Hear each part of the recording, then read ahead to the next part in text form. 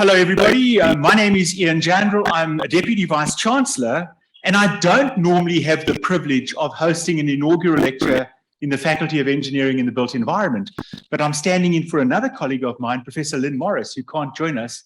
And I was very happy to do this because once upon a time, many years ago, I used to be part of the faculty.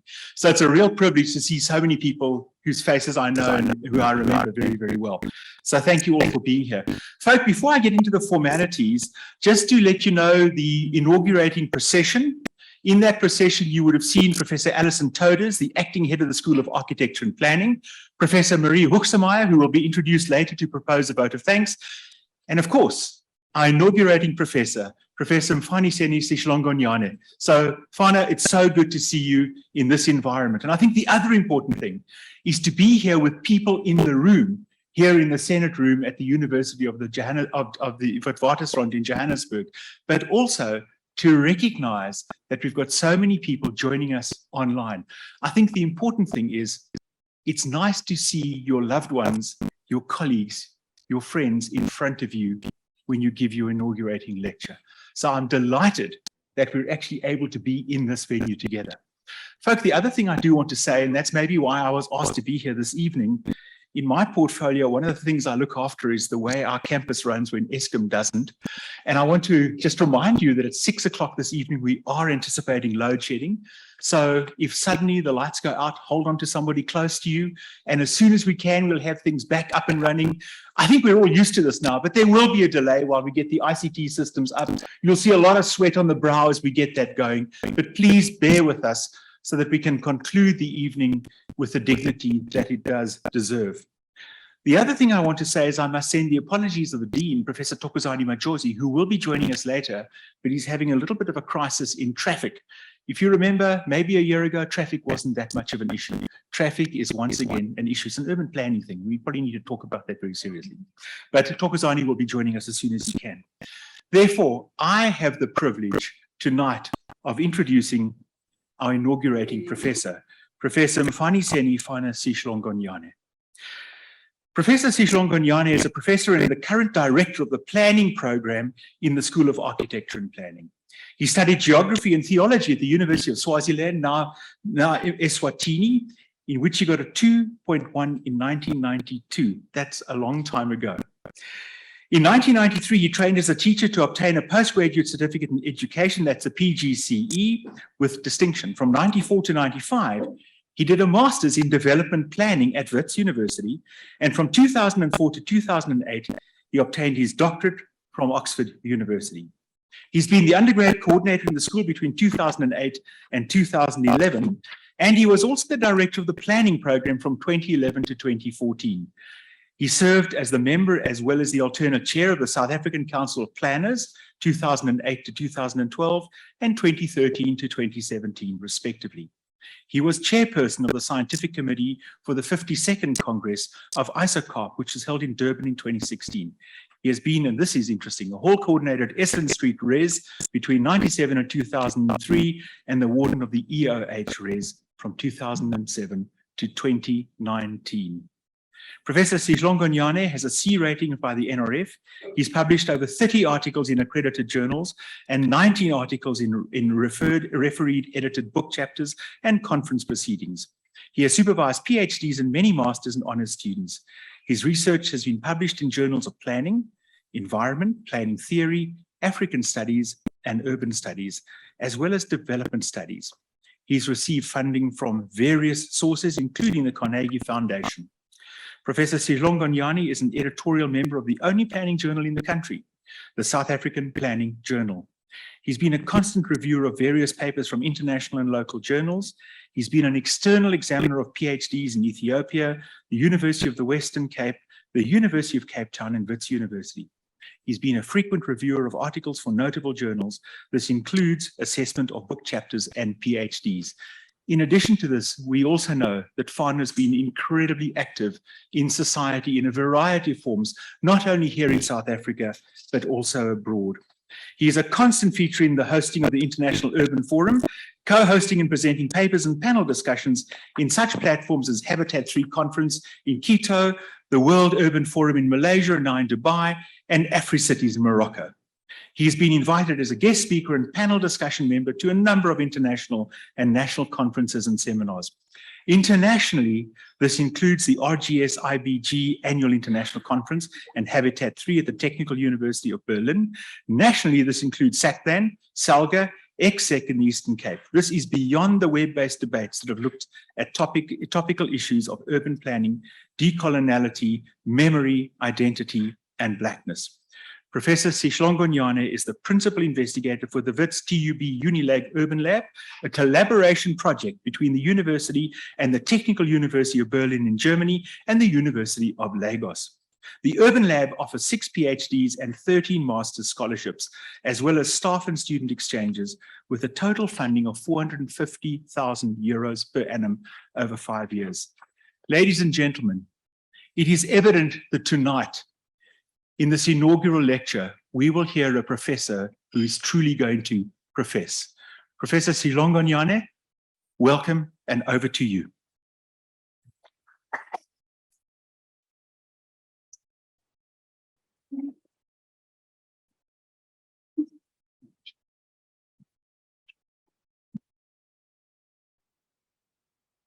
Good afternoon, ladies and gentlemen. Thank you very much, Deputy Vice-Chancellor. As always, you always learn that there is Teams and there is Zoom.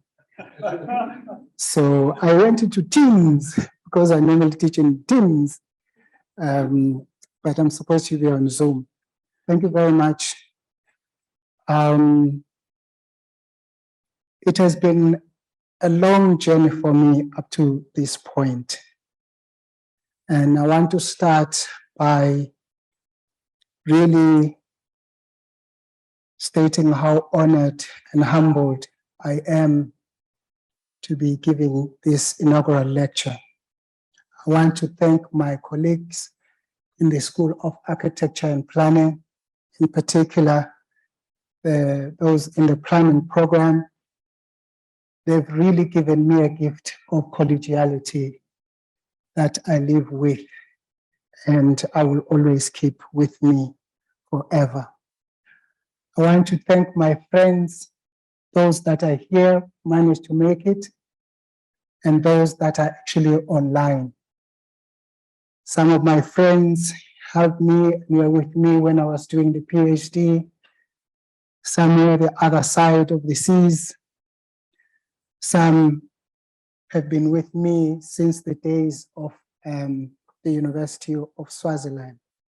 And some have just been with me in life, and they've made such a valuable contribution. I want to thank many people that have assisted me and supported me whilst I've been active in the profession. People that I've worked with in SECPLAN, people that I've worked with in CHOPS, the Council for Heads of Planning Schools, people that I've worked with in the tribunal, Gauteng Development Tribunal some time back, and my colleagues in the WITS TUB Unilag Urban Lab. Thank you so much also to many people in the university that have supported me in various ways. Some have left the university, but others are still here. Thank you once again, Deputy Vice-Chancellor. I know your contribution has been immeasurable. I want to thank my students who have always given me the urge to always explore new ways of thinking, new ways of thought, and new ways of doing. And lastly, I want to thank my family, my 3 girls. They've been with me through thick and thin. It's been very, very rewarding to be with them. I've learned a lot what it means to be an adult and to be a father. Thank you so much. But lastly, I really want to appreciate and thank Kelebohile Tadis and her team in organizing this. They've been really nothing short of fantastic. They've been very, very efficient. Thank you so much. I really, really appreciate, and I thank all of you from the bottom of my heart, those of you that are in this room and as well as online. Good afternoon. So I'm going to talk about Ubuntuizing planning in the age of urban anxiety. When the Deputy Vice Chancellor was talking, a thought came to me, and I thought maybe I should have titled this Ubuntuizing planning in the age of load shedding, which will be much, much easier, as it were. It's often tradition that you talk about what you've done over the years, but I chose to really look at this issue of Ubuntu and planning. And I'm hoping that I will bring in some of my work as I'm going through this lecture, and perhaps you will witness some of citations that are coming from my work. Over the years, I've made it my business to actually bring the use of vernacular to English, bring vernacular to the discipline, hence Ubuntu. If you look at empty signifiers in planning, you will see a whole range of African metaphors, which I will be talking about as I start. I like bringing African thought into the discipline. And as you will see again, this is about bringing African thought to bear onto planning. So I will start now. Nelson Mandela, Nelson Mandela, awubakho fana naliyena. Nelson Mandela, Nelson Mandela, akakho fana naliyena. Walter Sisulu, Walter Sisulu, akakho fana naliyena. These are the song words that reverberated through the heights, widths, and depths of the country in celebration of our struggle heroes following the installation of Nelson Mandela as the first president of South Africa. This resounding chorus was poignantly announcing a new dawn, a new era, what was called a new democratic South Africa. This democratic space was, at least in theory, evoking the sense that the subaltern can now speak and do away with European epistemic violence and its colonial ramifications. Around the country, the search for African perspectives and African solutions was looming large in the public sphere. Subsequently, a deluge of African concepts, expressions, metaphors such as Simunye, Masakane, Indaba, Lekgotla, Tsulipele emerged, heralding a shift in planning practice from apartheid planning to post-apartheid planning. Some of these metaphorical expressions were for participation and were actually adopted in the integrated development plans. As you can see on the slides, there was really this euphoria. Everyone was talking about Simunye. Even businesses caught up into this euphoria. You remember SAB advertising its beer, saying that we're one nation, one beer. Foschini was advertising its card, saying, you have won your freedom, now use it. This was a time when we felt that there was going to be change in South Africa, and that change was going to be inspired by the African Archive or Registers of Knowledge.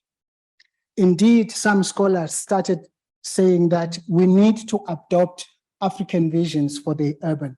Richard Tomlinson, for one, writing on developments of the inner city, called for an African vision for the city of Joburg. Lenze Bremer, writing on Johannesburg in general, said that in order to do away with the the city as a European space, we ought to incorporate Africanness by involving Ubuntu. The concept of Ubuntu was caught up the concept of Ubuntu entered this euphoria of political change, then with a resounding echo, signifying a well-branded phenomenon of participation that was geared towards reconstruction and provision of African solutions. As part of the African family of slogans, the concepts became a stable for the aspirant and anxious rainbow nation. Many of you will remember the Mabuza Sattel show. Almost every day there was this talk of Ubuntu, and not long ago she was honored for actually playing a part in ingratiating us into this notion of Ubuntu.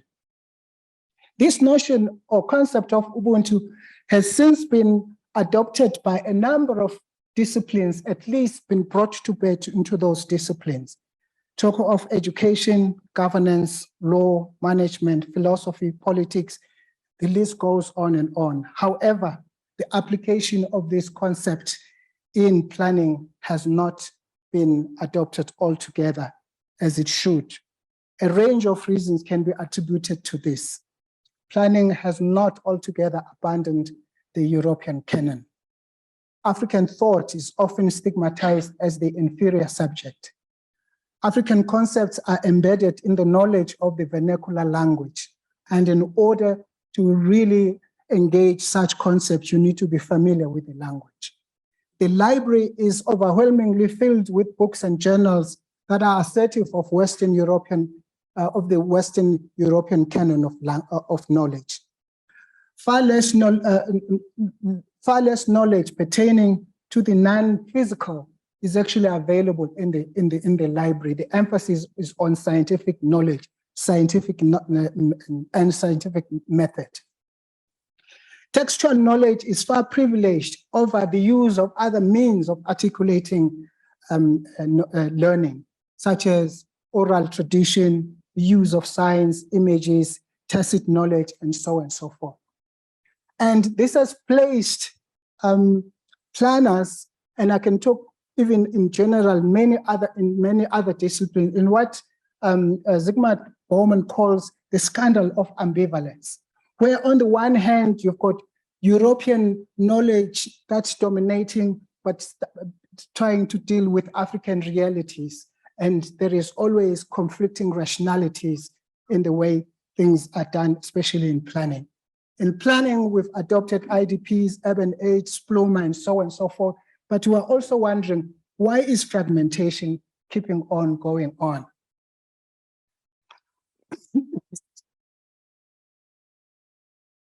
We've adopted many African expressions and slogans, but we are wondering why at the same time we have xenophobia that is largely directed against African Blacks.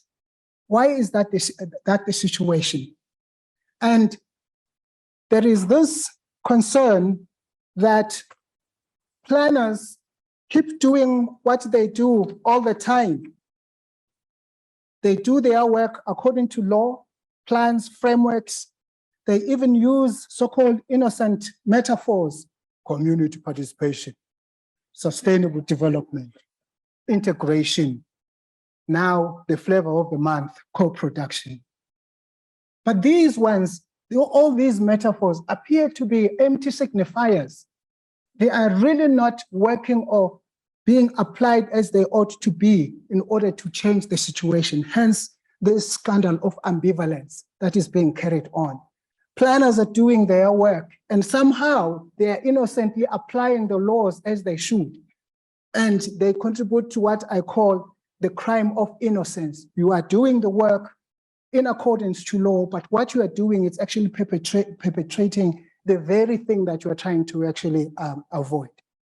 If I can illustrate this with the recent experience, we've just witnessed the burial of the Queen of England. The Queen of England presided over a colonial system that visited pain, atrocities, repression to many people around the world. Yet the media presents her as the mother of peace. There are so many metaphors that were actually used on the positive, affirmative side. This is what I call a crime of innocence. Because you've got all these atrocities that have been done and were presented, personalities that really do their innocent work, but their very innocence is the one that's perpetrating the very inequalities and all these atrocities and problems that we're talking about.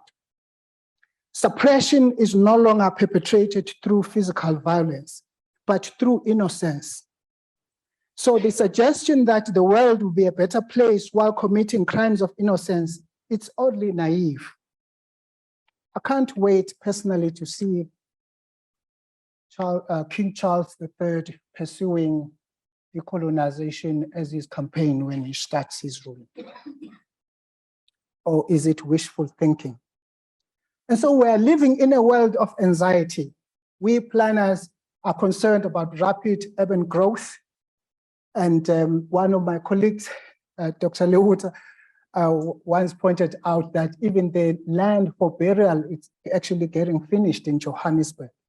There are huge inequalities that we are witnessing. Migration issues, look at the xenophobia. An incident happens somewhere with the Zamazamas, and all of a sudden, everything it's about foreign nationals, climate change, technological divide, and so on and so forth.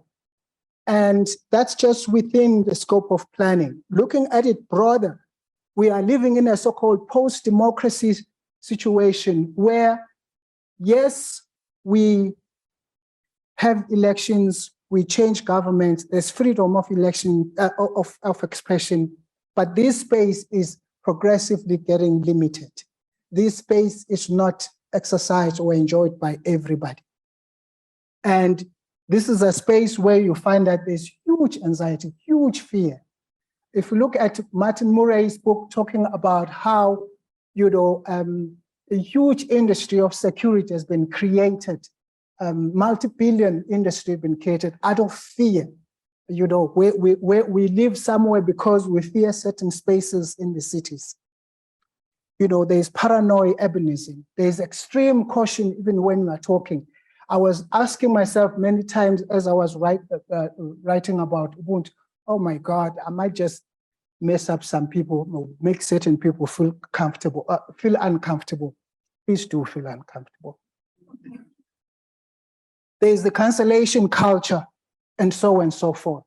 So the aim of my lecture is to discuss the concept of Ubuntu, its multiple dimensions and potential impact on planning in South Africa.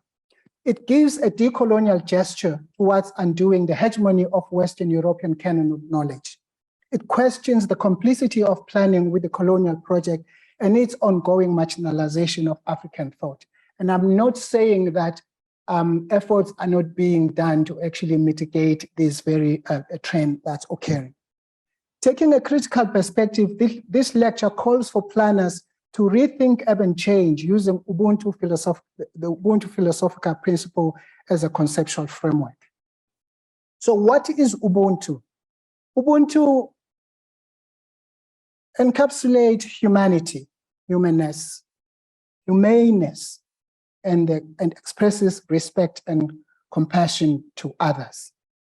It is a concept that is used synonymously in various indigenous languages, Botswana, Zimbabwe, largely in the SADC region, but also in the Central, East, and Western parts of Africa.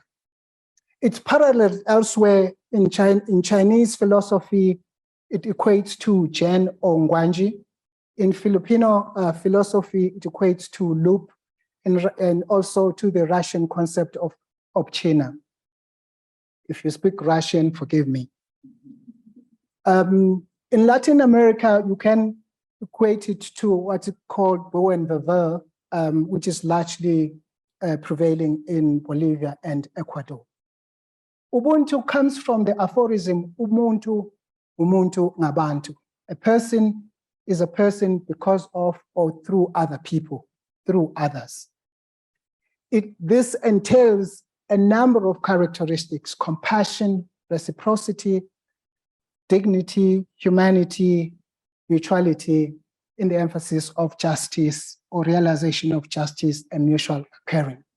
When I looked at the definitions of Ubuntu, I realized that everyone was just pointing out on these characteristics, and that's the reason why I was showing, I'm showing them with colors, these similar concepts. And what I did was then to look at a number of some of the prominent scholars around Ubuntu to look at their commonalities. And there are certain strains that I could pull. There's the strain of morality, dignity, care that runs through, number one. The second one, spirit of man, humaneness, being non-racial. Number three, interdependency, solidarity, sharing. Number four, compassion runs through. Number five, that sense of totality, that sense of being whole, the entire community having or sharing certain values. And then lastly, that of respect. I looked also this concept of Ubuntu and identified different dimensions of Ubuntu. The first one really relates to the definition because Ubuntu is seen or presented as a character. It has got to do with a character, but not as identity. Umuntu is an identity. Ubuntu, it's a way of relating. It's a character. And these are the characteristics as I've pointed out. Ubuntu emphasizes values. It is not just Ubuntu that emphasizes values, because if you look at the literature elsewhere, for example, in Japan, they talk of invisible assets. That is what they used in the corporate world. They emphasize trust, work ethic, innovations, and so on and so forth. In management in general, we argue that you can have the structures, you can have the processes, you can have the resources, but if the values that should drive and bring all these things together are not there, forget it. And this is where Ubuntu comes in. Am I making you think of South Africa, maybe? Just maybe. Some of these economic activities that involves Ubuntu, we have witnessed, such as Stokvels, sharing of lifts, the sharing economy, all of that is actually based on the concept of Ubuntu. The second dimension of Ubuntu is philosophical. And this emphasizes the relationship between the individual and the community. And I want to point out here that we're not talking of community as it existed in the pre-colonial period. We are looking at communities nowadays. Picture communities of practice rather than the community as it existed in the pre-colonial period. We are no longer in that kind of framework. But all the same, you can adopt Ubuntu as drawing its values to actually utilize. And you will see that Ubuntu looks at the person in a different way as compared to the West. If we can just get to some of the philosophical projections, René Descartes, and in his meditations, says, I am, I think, therefore I am. George Berkeley, the idealist, together with people like Immanuel Kant, Fischer, Schelling, and Hegel, he argues, I perceive, therefore I am. The emphasis is on the I, whereas Ubuntu recognizes multiple I's that actually work together in a community. So the emphasis is on relationship rather than what comes out of a person. It's a very striking contrast. The third dimension of Ubuntu is actually ethical. And there are two dichotomous views here that are identified by James Kikongo. The first one is that Ubuntu is expressed in relation with your fellow human being. It emphasizes human welfare, as it were. So somebody is in need, you assist that person, because as Mbiti puts it, I am because we are, and because we are, I am. There is that sense of normative ethics, the fact that we need to create some kinds of standards to which all of us can actually live up to on the one hand. On the other hand, there is the emphasis on the spiritual bits.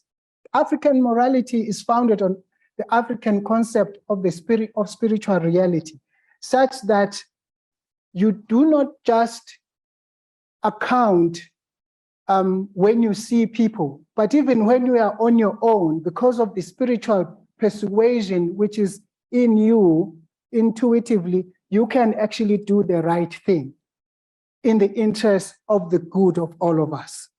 So you don't just say, oh, it's ethical because, you know, everybody can see me, as you know. Some people might be inclined to do that, but, you know, because of the spiritual conviction and persuasion, even when you're not with people, you still do the right thing for the good of the larger group. Indeed, African culture is intertwined with religion. And this is spirituality that is not written in books as different from Christianity and so on and so forth. It's something that is humane, something that carries humanness. The fourth dimension is actually ideological. Ubuntu has been adopted and practiced over the years. And unfortunately, just like Marxism, just like socialism, sometimes it gets subjected to abuse. And how does the abuse come about? It comes about when the community is elevated to a certain point that it actually overruns the significance of the individual. And I'm going to run pretty quickly here. Finos Mangena says, the moment you're not emphasizing the humanness, but rather you are emphasizing humanism, that's the point when you find that now you take the community to be a subject that should actually dictate to the individual. And we have seen this in Africa when we talk of African humanism, where everyone is expected to actually follow this leader or be part of one party state precisely because we are all human and so on and so forth. That's the use of Ubuntu in an ideological sense. And many scholars have pointed out that the truth and reconciliation process also actually involve this process because people feel that they didn't actually necessarily get what was true to them. I was at the point of saying that if you look the history of African countries, political history of African countries, you can see that at some points, the notion of Ubuntu has actually been abused in one way or the other. But on the overall, just unpacking Ubuntu, it's important to realize that Ubuntu is a life world. Umuntu ngabantu. It's a life world which has got particular traits: compassion, reciprocity, dignity, harmony, and humanity. It is a philosophical concept in the sense that it emphasizes relationships or relations, unlike existentialism, which emphasizes individual destiny, or idealism, which talks about everything being created by ideas. Ubuntu, just like other philosophy, emphasizes relations between individuals, between multiple eyes, many people. It's also about, it's a certain form of culture, and culture here, I'm not talking about dress code, I am talking about life performance, the whole being of who you are. In Ubuntu, it's not about sectional parts of life. It is about the totality of life that you actually generate dialogically and socially. It's beyond speech act. It is about the human act, the human being himself. Planners will be familiar with communicative action or communicative rationality. Within Ubuntu, there is that sense that there is communicative engagement, interpretive rationality, characterized by mutual caring, interdependence of different parts. There is a communitarian habitus that is actually prevailing, and teleological ethics are part of Ubuntu. Now, having described what Ubuntu is, here is the point. This is what is very important. We have to understand that Ubuntu cannot be exercised as it was in the 1700s. Martha Nussbaum argues that when you have Ubuntu, your pain is my pain, my wealth is your wealth, your salvation is my salvation. In a tribal situation in 1700s or 1900s, yes, my beetroot is your beetroot, your meat is my meat, my spear is your spear. However, in 2022, my beetroot is your beetroot, my meat is your meat, my pen is your pen, but my wife, no. What am I trying to say here? I am saying we need to appropriate Ubuntu to the context where we are. We cannot imagine the communities that were there in 1920. We are now talking of much less tribal communities. We're talking about communities of practice. We are now talking about human rights, some human rights that were not available to us, let's say maybe 50 years ago, but nowadays, the whole notion of human right has actually been refined. There is so much, sensitivity and awareness of how we should live with one another in a respectable way. Respect in 1922 for my chief meant all sorts of things. I'll probably be rolling on the floor or something like that. But in 2022, respect will mean something else. And I hope you can go with me with that kind of understanding rather than imagining pre-colonial communities or thinking that I'm saying, hey, let's go back to the caves. I am not saying that. So if you can just go with me there. And so what I have done, I've asked myself, what does Ubuntuism planning mean? How does Ubuntu relate to planning? Forgive my slide here, because I took all of planning theory and I contrasted it with Ubuntu. These are this rational comprehensive, planners will be familiar with this rational comprehensive theory, advocacy, transactive theory, promotive theory, all the way to communicative planning. And at the last column, I am showing that all of these characteristics and values that are being emphasized by these various theories are actually all entailed in Ubuntu. And Ubuntu actually entails even more, as I will be showing very, very soon. And I argue that Ubuntu is not just a distant cousin of planning theory, but a sibling, if not the elder sibling in the family. Compassion is there, as you can see in the other theories: social learning, mutual understanding, communicative rationality, interpersonal dialogue, common understanding, and so on and so forth. These are the things I think that can actually change communities, change countries, change universities, and so on and so forth. So how do we Ubuntuize planning then, given these characteristics of Ubuntu? First of all, Ubuntu has got philosophy, has got ethics, has got ideology, and I think we can use this constructively in social construction of no-life worlds that can actually take the world forward. In the aphorism, Ubuntu, Umuntu Ngabantu, we are presented with a philosophical maxim that emphasizes collective responsibility to promote humanity's good. This can provide ethical aspects, this can provide planners with principles of ethics.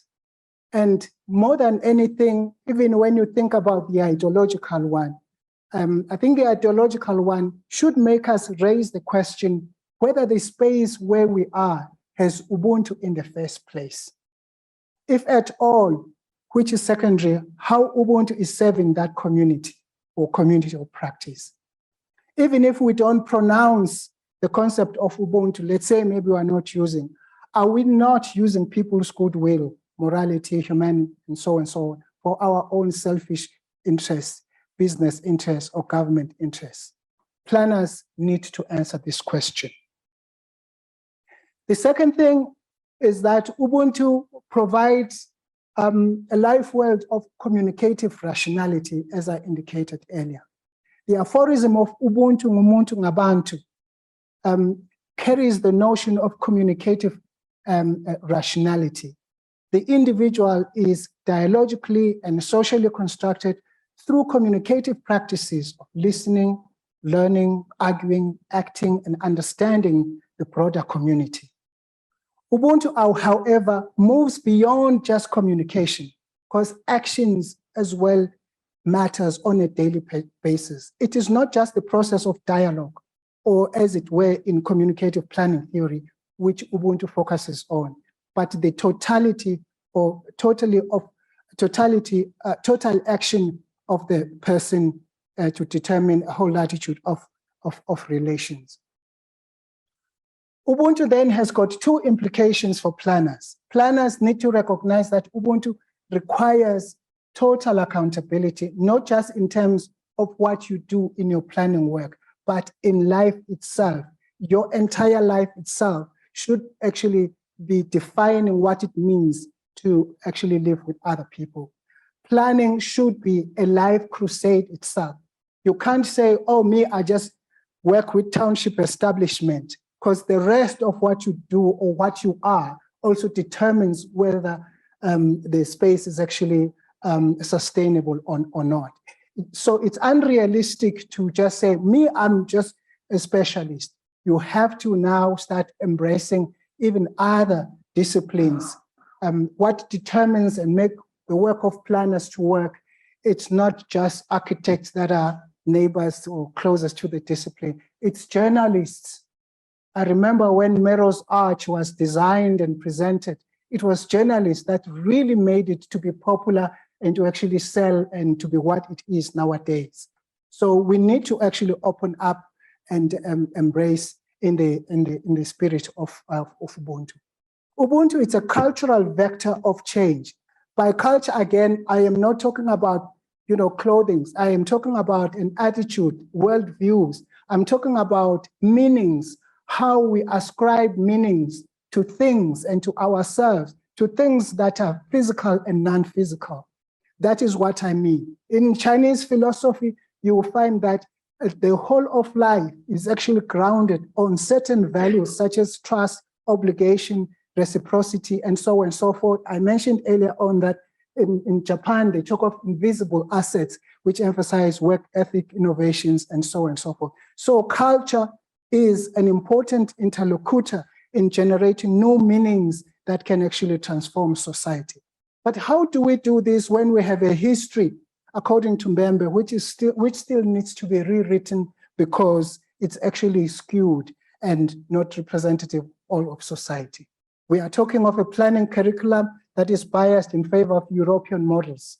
We are talking of planning schools, yes, starting to embrace informality, land access, climate change, et cetera, but these things are not theorized from their own in its own African terms, because many of these people that are living in those spaces are actually, Africans, if not Black Africans, as you know. We are not drawing from the African archive, to put it in other ways. So much as there are changes, I feel that there is a situation of awkward inclusion. Yes, you are included, but actually this inclusion is not quite working for you. For how long have we been working on informal settlement and we're really not getting where we're supposed to be, as it were? And bottom line is that the Black people are still glaringly marginalized in the planning system of this country.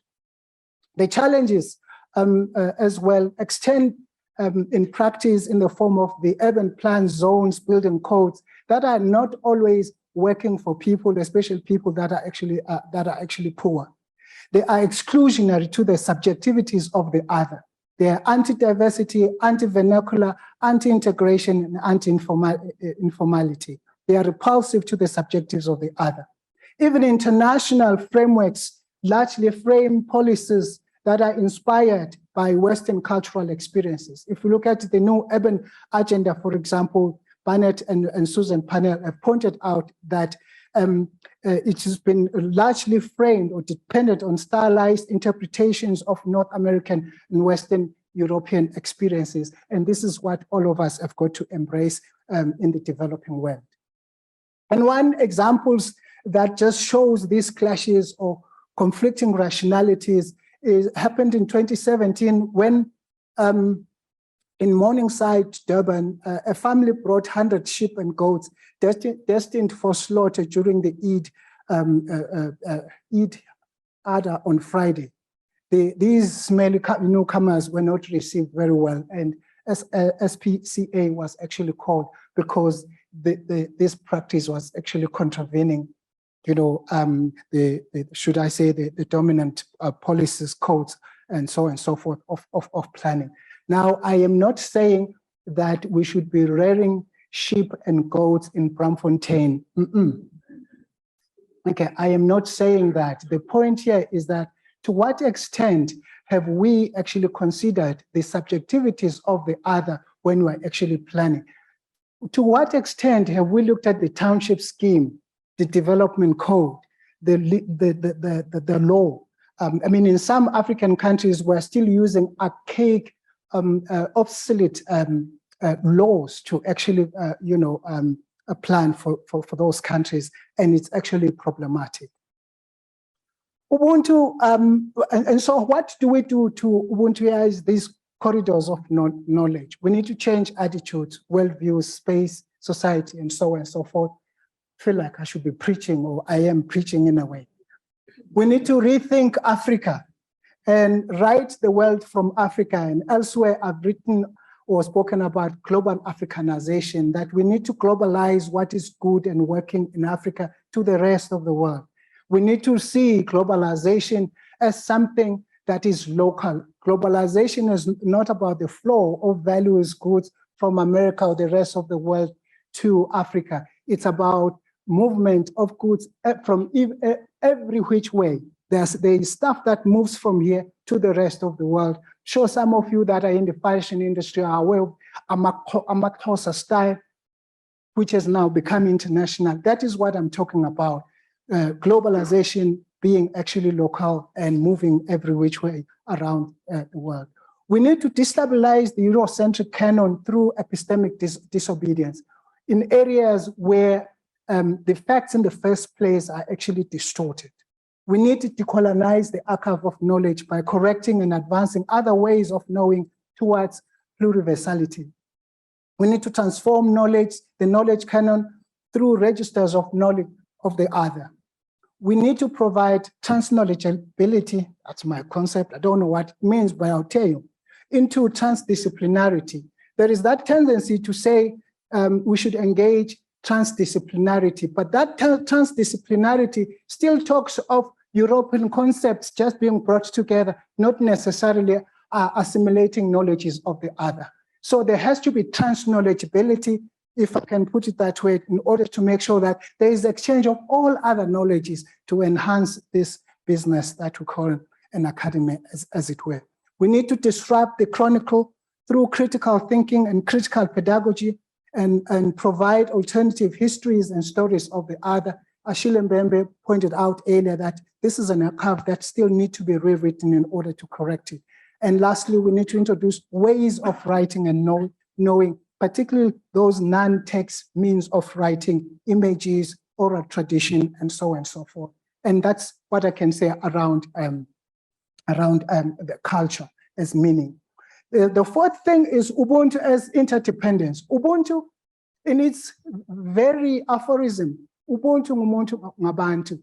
It's an expression that expresses interdependence.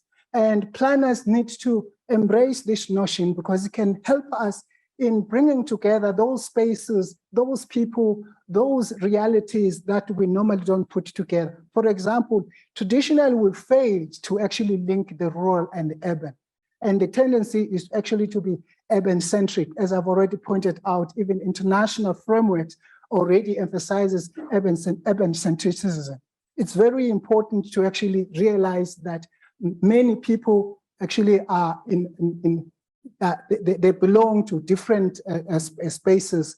In South Africa and many countries in the region, for example, let's just take Good Friday.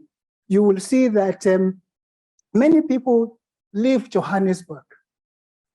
Johannesburg is empty, and that demonstrates that we have got multiple belongings. And so it's important to actually plan with people in mind rather than with the physical space in mind, how the lines join, how the roads connect with one another. The urban-centric perspective and the north-centric approach is problematic because we also think of governance as something that is situated discretely in space, and when the situation is actually much more complex than that. This was again demonstrated in 2017 when the ZCC leadership, church leadership, actually pronounced that all members must stop buying the newspaper, and these people are actually based in rural areas. And this tells you the governance systems that where people actually belong. They belong to different and multiple, belongs. Even in fact, when I read some literature during the KwaZulu-Natal violence, you found that the violence that was occurring in KwaZulu-Natal will come to the hostels because of the links and the flows of people between these urban and rural spaces. And so it's very important to think in those terms. The next one, sit properly, please. The next one is got to do with spiritual significance. In Africa, most Africans are actually spiritual, by and large, though we have created a city that exerts whiteness or European subjectivity, not always amenable to spiritual subjectivities of the other. Africans believe in spirits. You can ignore it or wish it away, but them spirits are there. Okay, they believe in ancestors. They believe in magic. They believe in medicine. It's a huge industry in South Africa, medicine. It's a reality that is actually there. Look at Johannesburg, particularly on Saturdays and Sunday.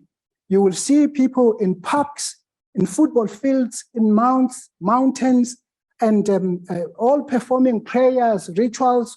I don't know what else, but these are Afroscapes that matters to planners. And we need, are these planners really catered for in our SDFs, in our plans, in our policies, or by implication they are catered for? So that's a question I think which we need to ask ourselves. And then lastly, Ubuntu and the non-human. And here I want to emphasize that people since time immemorial have always lived with animals.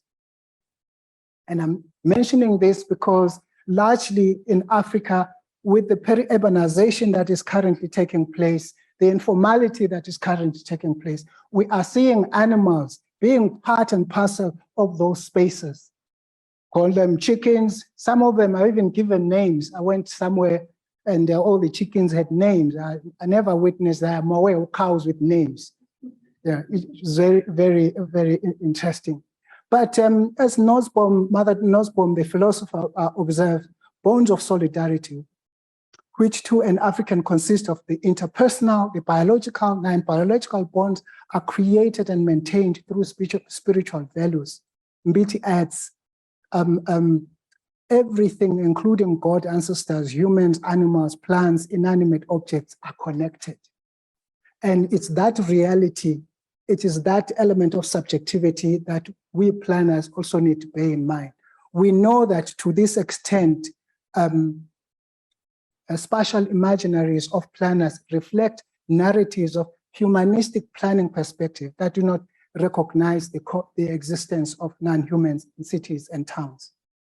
Urban imaginaries such as official city planning documents, master plans, zonings, etc., regulatory mechanisms and development projects reflect humanistic perspective and exclude the non-human in the production of space. The Ubuntu aligns with what is called trans-species urban theory, which imagines cities and towns as spaces which are co-fabricated by both human and non-human actors. And by so doing, we can actually build cities anew. We can actually transform cities so that they really express who we are. They really articulate all of what we are and who we are and what we want to be. So in conclusion, I want to say that adopting the principles of Ubuntu, or the main principle of Ubuntu, I think we can take ourselves forward through its philosophy, ethics, and ideology. It opens avenues of thought and practice which are closed due to the dominance of the Western canon of knowledge. I think Ubuntu can even take us towards what is called planetary humanism. Paul Giro's concept, now reiterated by Achille Mbembe, that is advocated to realize a truly human world of Ubuntu, a world with genuine morality, humanness, compassion, care, understanding, and empathy. Ubuntu can mitigate the scandal of ambivalence. We can stop being in between. Ubuntu can help us mitigate the whole issue of the crime of innocence. Through its figurations and inner voicing, we can bring about change. I am now going to kindly request you to do something for me in your mind. Put your hand on your heart, in your mind. And I'm going to call out words, and in your mind, you simply say, and Ubuntu, and Ubuntu. The city, informal settlements, foreign nationals, women, township scheme, climate change. You can carry on your own. Thank you so much. Trip down the intellectual space of urbanism and planning. And thank you for guiding us through that vast and deep space. And I must say that yours was not just a trip along the intellectual lines or the intellectual dimension, but you've taken us through the spiritual dimension as well. In fact, this has been an allegory down of the spiritual journey, reminiscent of John Bunyan's Pilgrim's Progress. So this has been really, really beautiful. And I would assume that all of us here have in one way or another been conscientized, at least to some tangible levels. You've successfully connected us to our roots of Ubuntu. I'm always intrigued actually when I see how the concept of urbanism and planning is interwoven, deeply interwoven with colonialism in general, and of course, in our case, with apartheid in particular. So you summed it up very nicely. We thank you for that. I must thank the DVC General for stepping in at the spur of the moment, because I was caught up somewhere. And I want to say that no matter how much work you do, Prof. Sihlongonyane, some of us still need better planning. So you did your urbanism and planning, but you still need to do better planning. And I must say that with those words, perhaps I must ask the director for the Center of Urbanism and Built Environmental Studies, Professor Mari Huzamai, to please come and give us the vote of thanks. Thank you. And I speak here on behalf of everybody in the room, as well as Prof. Sihlongonyane might not be aware, 114 people online a little while ago. It's 104 now, which is really incredible. And we wish to embrace everybody online and in the room. It's a great pleasure and an honor to give the vote of thanks after Prof. Sihlongonyane's lecture. Not long ago, Prof. Sabati sent the 2021 faculty research report. It lists the most published academics in each faculty, each school in our faculty for that year. And for our school, so School of Architecture and Planning, Prof. Sihlongonyane was listed first. How does he do that? While also directing the planning program, lecturing, supervising, mentoring, leading international collaborations, and serving the professions through SAC Plan, developing SAC Plan competencies, all the while, as Prof. Allison Toda says, while being able to be quite critical of it all, and we got a good measure of that this evening, serving accreditation panels and raising his daughters. How does he do it? Prof. Sihlongonyane works very hard and very long hours, but he also epitomizes two important traits of highly prolific academics. He reads a lot and is always working on one or other article, pushing it along when others like myself feel we can only really progress with a paper once we can fully concentrate on it for several days. Prof. Sihlongonyane likes printers. You won't see him waste a moment waiting for a meeting to start or someone to arrive in his office without him reading a paper, pen in hand. But please don't make us go paperless completely. And I'm very glad that the Vice Chancellor for Infrastructure is present, the Deputy Vice Chancellor. Prof. Sihlongonyane makes us feel normal when our generation craves for things not to change quite so fast. Whether it is with a pen and freshly printed paper in his hand, or an online silence followed by an, oh, I forgot to unmute. Prof. Sihlongonyane grounds us with a humanity. And again, we got a good measure of that in this lecture today. He does so likewise when sharing with prospective PhD students his journey from rural Eswatini through the awkwardness of the dream of becoming an academic, self-doubt outperformed by perseverance, keeping at it, looking back and wondering where he found the courage he had when submitting those first attempts. He speaks of a hard but exciting journey through often daunting ranks. He speaks of Oxford with a humility that makes it feel within the reach to students who would not have the courage to dream that big. Prof. Sihlongonyane's humorous humility also comes to the fore when students and colleagues alike, particularly on the international stage, are daunted by having to pronounce the name Mfaniseni Sihlongonyane. In such situations, he likes to say, "Good afternoon, my name is Mfaniseni Fana Sihlongonyane Sakalangwenya Mshlope. You may call me Fana."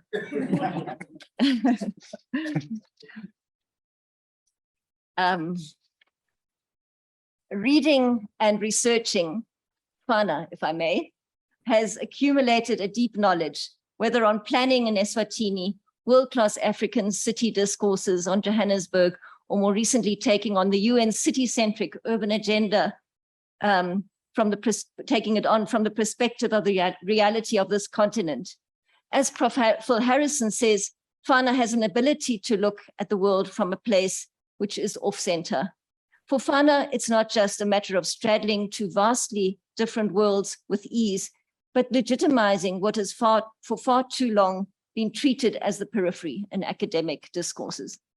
Fana, it is an absolute pleasure to be your colleague, to learn from your insights, reflections, theorizations, your practices of participatory governance, which include the ability to listen, and this evening to celebrate your scholarship and your achievements with you.